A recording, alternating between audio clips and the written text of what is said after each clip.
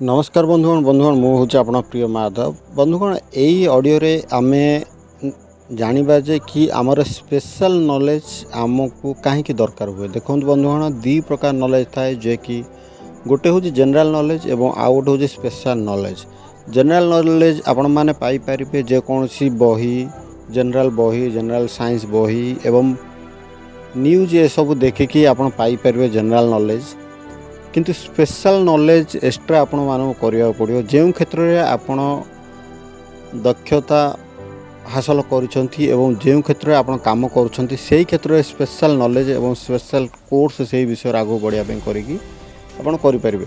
General knowledge पैसा कमे पारे एत आवश्यक हुए ना। हाँ होई पारे आपण कौन से एग्जाम किंबा एंट्रेंस को क्रैक करिया पई सेथरे दरकार होई पारे, किंतु बिजनेस क्षेत्र में यही क्षेत्र में आपको जनरल नॉलेज एत दरकार हेनी। स्पेशल नॉलेज बहुत दरकार हे। स्पेशल नॉलेज मु आउ टिके डिफाइन कर दूची जे कि आमर आईटीआई जमीक आम किसी कम शिखुचे आईटीआई रे इलेक्ट्रीशियन ना तो इंजीनियरिंग रे आम शिखुचे डिप्लोमा से सब कुछ स्पेशल नॉलेज आपण रुचि अनुसार आप शिखिपारे जेकोसी कार्य से हूँ आपणकर स्पेशल नॉलेज। तो चलतु आउ टिके आम देखा कौन कौन स्पेशल नॉलेज विषय।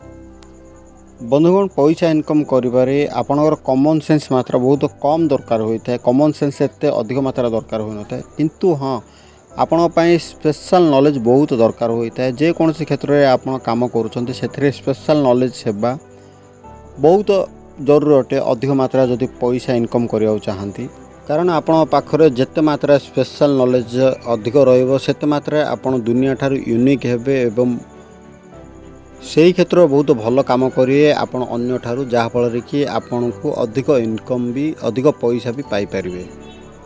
बंधुगण आपण सक्सेसफुल हेबा पई हेले आपण जेउ काम करूछंती एवं जेउ एरिया रे काम करूछंती सेही एरिया सेही नॉलेज विषय रे स्पेशल नॉलेज हासिल करबा को हेबो, जहाँ फल रे आपण स्पेशल नॉलेज पाई सारला परे सेही माध्यम रे आपण अधिक पैसा इनकम करि परिबे एवं आपण लाइफ को चेंज मध्य करि परिबे। बंधुगण आपण पाखर जदि स्पेशल नॉलेज अच्छी ताहले आपण को परवर्ती स्टेप होची गोटे मास्टरमाइंड ग्रुप बनाइबा।